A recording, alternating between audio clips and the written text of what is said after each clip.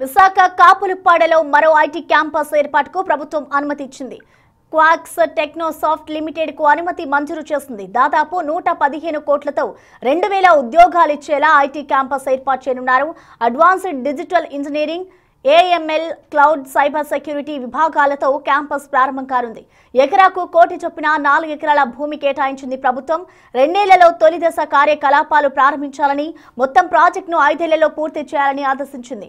AP IT and GCC policy 4.0 ప్రకారం ప్రోత్సాహకాలు ఇస్తున్నట్లు తెలిపింది. తదుపరి చర్యలు తీసుకోవాలని టీఎస్ఎండీ ఏపీఐఏసీ ఎండీకి ఆదేశాలు జారీ చేసింది.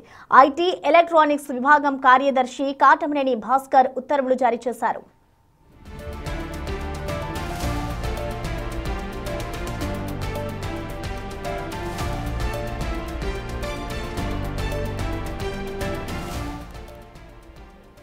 విశాఖ కాపులుప్పాడలో మరో ఐటీ క్యాంపస్ ఏర్పాటుకు ప్రభుత్వం అనుమతి ఇచ్చింది. క్వాక్స్ టెక్నోసాఫ్ట్ లిమిటెడ్ కు అనుమతి మంజూరు చేసింది.